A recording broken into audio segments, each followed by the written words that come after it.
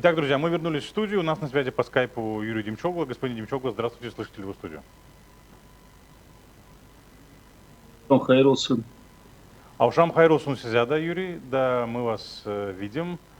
Вот я бы хотел с вами на самом деле обсудить две темы. Вот этот визит и немножко коснуться сегодняшних новостей о том, что в России фактически готовят всеобщую мобилизацию. Но давайте начнем сначала вот с визита председателя парламента Турции. С вашей точки зрения, что мог бы означать этот визит? Это некое послание... Потому что он приехал очень быстро, этот визит не был анонсирован, о нем нигде не было сказано. Он, можно сказать, как гром среди ясного неба.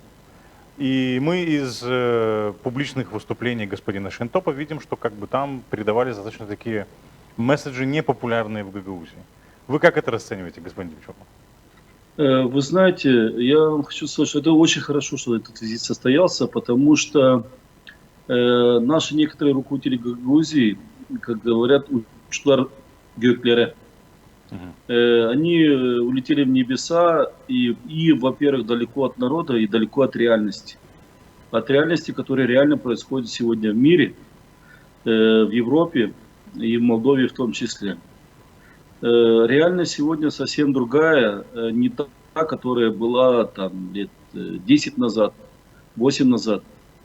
И самое главное, что Гагаузия за всю историю существования, считаю, что последние несколько лет минимум занимается тем, чем должна заниматься. Это укреплением и культурного, и экономического составляющего Гагаузии. Гагаузия ушла в так называемый русский мир. Я не знаю почему. И некоторые депутаты в Народном собрании, и руководители исполкома Гагаузии последние пару лет ушли полностью в Россию, забыв, что есть другой мир, что есть Республика Молдова, что есть соседи, с которыми нужно дружить.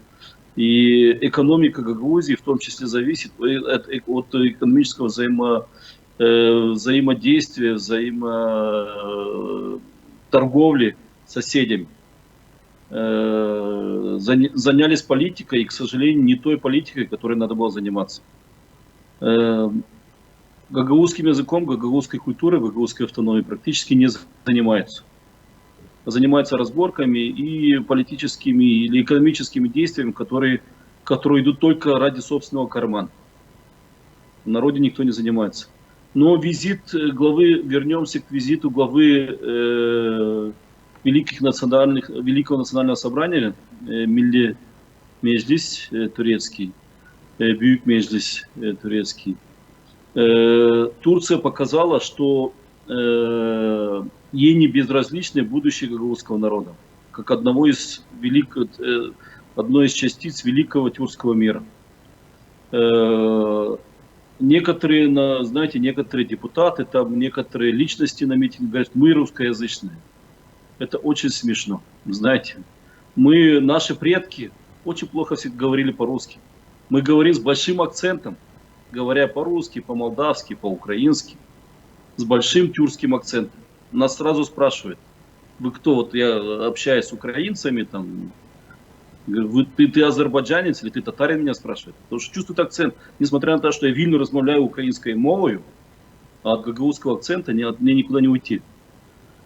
И самое главное, Гагаузия забыла, что кроме того, что гагаузский народ действительно завоевал своей борьбой, наши предки, наши аксакалы завоевали Гагаузию, юридическим фактором ее державы, ее государственности, ее автономии стала Турецкая республика, а именно президент Сулейман Демирель, который в 1994 году стал гарантом между молдавской и гагаузской стороной. Если кто хорошо помнит, именно благодаря этому этот вопрос быстро урегулировался. Ни русскому миру, ни руководителям России, а именно благодаря Турецкой республике в 1994 году мы юридически получили свой статус.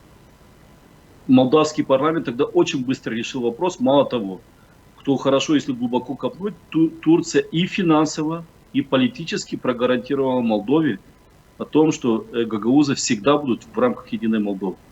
И я вам хочу сказать, сегодня начали кричать лозунги, что вот Молдова и молдавские политики, и наши некоторые гагаузские политики упрекают, что вот Молдова у нас отберет.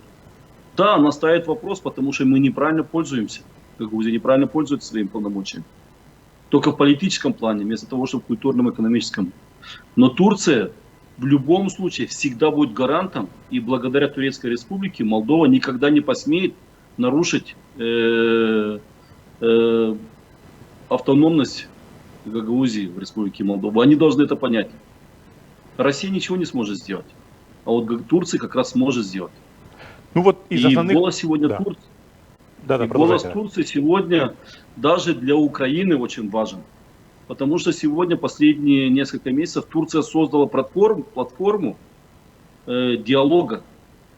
Первые месяцы войны никто ее не смог сделать. А именно Турция смогла сделать платформу диалога. Во-первых, вы знаете, что появился зерновой коридор. Благодаря Турции, благодаря хаб этой мониторинговой группы находится в Турции, в Стамбуле, где участвуют все стороны. Я вам скажу, если завтра какая-то из сторон захочет вести какие-то переговоры, то это 100% будет на базе турецкой платформы. То есть Турция сегодня является в этом конфликте очень важным, можно сказать, главным игроком. И даже я вам скажу, ни Макрону, ни Шольцу, никому не удалось тоже сегодня. Никто так не общается с Путиным, так как общается Эрдоган. Никому так не прислушивается даже Путин, который ничего ни кроме себя не видит, ни своего народа, но прислушивается к Эрдогану, потому что он более-менее может справедливо показать и справедливо сделать. Да, система турецкой власти тоже далека от демократичности, но Турция сегодня, Турция это справедливость. Турция видит справедливость в регионе и хочет справедливости в регионе. Я думаю, что если сегодняшние власти Гагаузии забудут о том, что реально их гарант на сегодняшний день может быть только Турция, результаты могут быть плачевными. Хорошо, вот опять же, я не знаю, там была, его визит был, как я сказал, очень таким скоротечным, там больше часа он встретился есть с Башканом. Есть на упреждение у его визит был. Да. Он встретился с Башканом, он провел более чем часовую встречу с депутатами Народного собрания, и после этого они вышли и дали пресс-конференцию. Пресс-конференцию он дал, получается, ответил на вопросы местной прессе, и если резюмировать его основные месседжи, то они звучали, можно сказать, примерно так, да? Сотрудничайте с официальным Кишиневым, президентом, премьером, спикером, учите родной язык, Турция и дальше будет вам помогать в реализации проектов. Конфликт Украины и России не принесет никому пользу. Турция старается...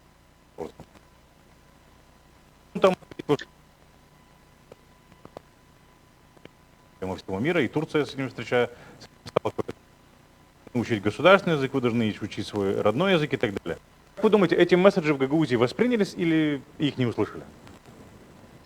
Вы знаете, эти месседжи, если я даже с Украины услышал, я не знаю, если их в Гагаузии не слышат, то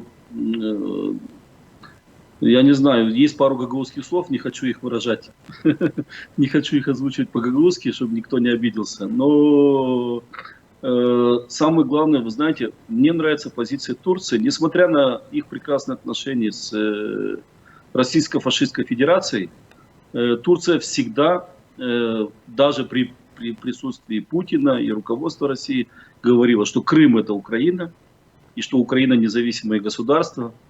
И в месседжах турецкого руководителя всегда говорится, что война должна закончиться возвращением Украины ее территорий. Турция принимает границы Украины только в границах 1991 года. Это главный месседж. И от этого никуда не уйти.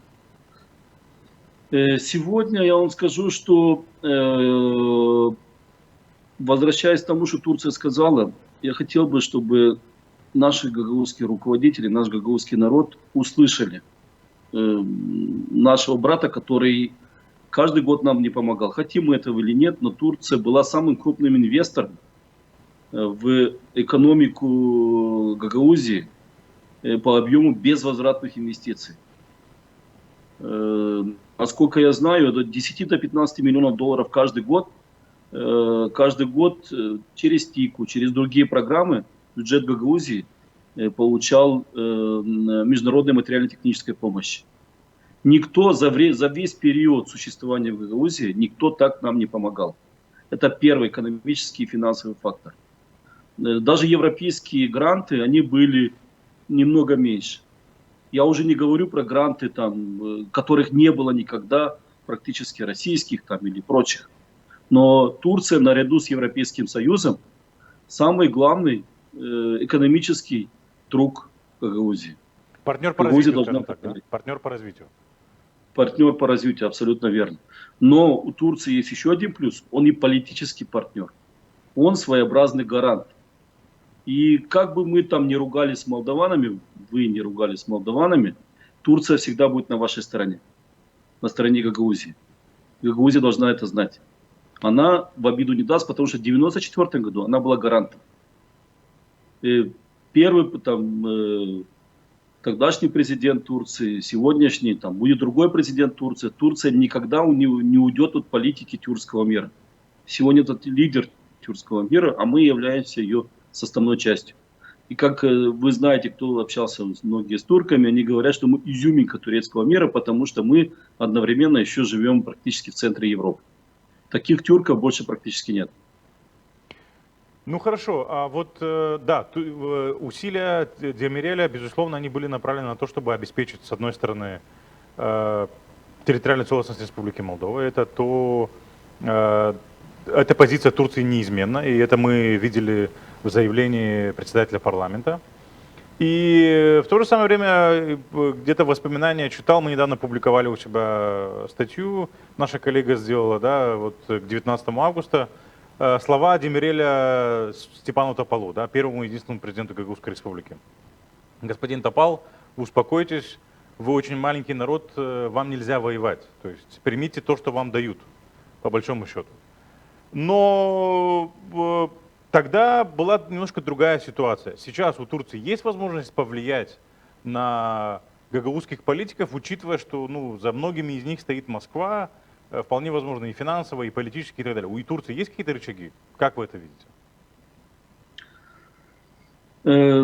Я думаю, первый рычаг, вот как раз мы должны бояться даже не больше, чем поругаться с молдаванами, чем в том, что к нам может прекратиться поступать финансовая помощь по турецким программам. Потому что пусть жители Гагаузии, Камрата, Чедарлунги, Булканешт посмотрят вокруг, посмотрят на те больницы, которые были отремонтированы, на ту воду, которая была проведена, на те школы, которые были отремонтированы, на те автомобили, которые были куплены.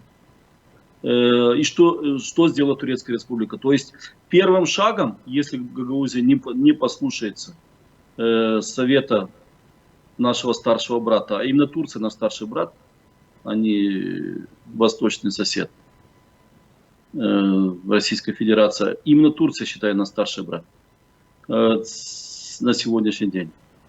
Если мы не послушаем всего, я думаю, что первое, что может быть, это уменьшение, а может и прекращение финансовой помощи. Да, многие скажут, не нужно нам турецких денег, но это только слова. Без экономики, мы дотационный регион. Экономика в Гагаузии, да, заработала, но не в такой мощности, чтобы сама себя содержать. К сожалению, насколько я вижу, несмотря на все кризисы, пандемии там, и прочее, бюджет содержания аппарата Гагаузии, который, на мой взгляд, очень раздут, сегодня съедает большую часть бюджета Гагаузии. То есть, вы знаете, я как человек, который проработал в управлении в области, знаю, что бюджет состоит из двух частей. Бюджет проедания и бюджет развития. Бюджет проедания — это то, что проедается на государственный аппарат и на составляющую там государственную. И бюджет развития. Вот, к сожалению, бюджет развития Гагаузии доля бюджета развития Грузии очень маленькая. Ну да, И его сегодня практически нет, составляющая бюджета развития как раз это внешняя помощь, внешнее партнерство по программам, проектам и Европейского Союза, и Турецкой Республики. И первое, что может быть, это уменьшение или сокращение этих программ. А второе, даже боюсь говорить. Ну хорошо, что-то более серьезное, кроме... Потому что, смотрите, мы же видим, что те люди, которые, кстати, говорят, что на встрече с председателем парламента Турции, с господином Шейнтопом, они вели себя как-то более сдержанно, хотя он говорил примерно то же самое, что говорил президент страны на этой встрече. Как-то они не огрызались с ним, наоборот, даже аплодировали ему, чего мы не видели с президентом Санду. То есть они поняли, что здесь нужно вести себя красивее или просто не осмелились? Я думаю, что не осмелились. Да, кстати, вы правильно заметили, что как раз председатель парламента турецкого говорил намного больше четкие и яркие вещи о том, что Украина – это независимое государство, про целостность Украины. Поэтому Майя Санду об этом говорил. Вы знаете, мне очень стыдно, я просмотрел там пару видеосюжетов и видеозаписей, мне очень стыдно за мой гагаузский народ. Какой бы ни был президент в Молдове, мало того, это еще женщина-президент, так как вели себя некоторые депутаты Народного собрания, это не подобающе в любом обществе, в том числе гагаузском обществе. Ни капли сайгылык, ни капли... Уважение, да? Я не знаю. Да, ни капли уважения к президенту и к женщине, к девушке. Понимаете? Это очень плохое отношение. Это показывает некоторых депутатов как минимум, как бескультурных личностей. Я уже не говорю о том, что то, что они говорили, уши вяли, понимаете? Они говорили какие-то там, как будто на базаре камрадском. Знаете, сплетни с камрадского базара. На камрадском базаре, думаю, были более содержательные дискуссии, чем да. Абсолютно, да. Это совсем не уровень представителя народа, понимаете? 3 созыва депутат, так никто не общается. Просто позор. Господин Демчугов, наверное, последний вопрос. Вот сегодня практически целый день идут новости из России о подготовке к всеобщей мобилизации. Как вы на это смотрите? Как на это смотрит Украина? Вы знаете, мы в Украине знаем с первого месяца войны, что все пошло в России не так. Первый – это разгром российских войск под Киев, когда они вынуждены были отступить и освободить и Киевскую, Черниговскую область. Второй разгром, не просто разгром, а унизительное бегство российских войск с Харьковской области, когда сотни танков побросали, сотни оружий. Сегодня после Харьковской операции, Харьковско-Изюмской операции, Россия стала на первом месте по поставкам вооружений в украинскую армию.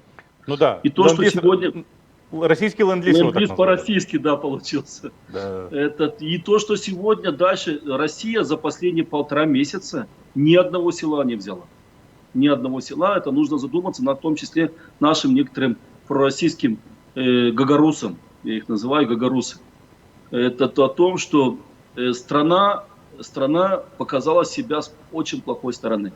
Страна, которая занимается не продвижением каких-то благих целей русского мира, в кавычках, а армия и страна, и руководство страны занимается, особенно армия, изнасилованиями, убийствами. Понимаете? Сегодня на тех землях, которые временно под контролем российской армии, массовое партизанское движение идет последние 2 месяца. Массовое партизанское движение. Сегодня Россия уже в агонии не знает, что делать, потому что хотят назначить сегодня 20 число, на 23 число резко сегодня хотят назначить референдум. Понимаете? Сделать фиктивный референдум. Да, мы знаем, в том числе Гагаузии, сколько времени нужно для подготовки референдума, который объявляется за месяц, за 2, нет, за 3 дня. Сейчас срочно соберут 20 бабушек на 1 миллион жителей. и сделать какой-то эффективный референдум, но это минус для России, понимаете, потому что Россия все меньше и меньше себе оставляет шансов для будущего переговора. А то, что Россия захочет переговоров в ближайшее время, я в этом не сомневаюсь, и запомните мои слова, в ближайшее время сама Россия будет инициатором переговорного процесса. То есть вы Потому считаете, что... Ее солдаты массово начали дезертировать, массово отказываться от контрактов, ведут переговоры уже на Херсонском направлении, массово ведутся переговоры. Скоро будет Херсон под украинским, я в этом да вообще не сомневаюсь, очень скоро. Потому что я общаюсь с нашими, в том числе гагаузами, массово пытаются уже сдаться, вести переговоры, сами сдаться. То есть сдаться в плен? Каждый день, каждая неделя будет только против России. Я уже не говорю, что сегодня, к сожалению, даже граждане России страдают. Сегодня никуда их не могут пустить. Сегодня гражданин Российской Федерации, кроме Турции, никуда не может поехать. Вы знаете, что на прошлой неделе даже соседние Латвия и Эстония запретили въезд российских граждан. Тут по туристическим визам. По туристическим визам, да. Да, только я не ну, если у них есть там долгосрочная виза или бизнес-виза, другое дело, да, абсолютно верно. Но, к сожалению, для России все очень плачевно идет. К сожалению, руководство России сделалось, и я вам скажу одну вещь, очень, мне такое ощущение, что целое поколение, может 2 поколения россиян будут страдать и из-за вот этой ошибки российского руководства. То есть пройдет 1-2 поколения, и они будут вынуждены нести ответственность за своевременную ошибку российского руководства. То есть вы считаете, что всеобщая мобилизация в России, которая, очевидно, готовится сегодня, она не поможет вооруженным силам Российской Федерации переломить ситуацию и остановить контрнаступление Украины? Я думаю, что победа Украины и поражение России, оно уже, его нет, исторически оно уже видно. Поймите, поверьте мне, который живет в этой кухне. Господин Демчогло, спасибо большое. Желаем Украине выстоять, желаем украинскому народу восстановить свою территориальную целостность и как можно скорее победить в этой войне.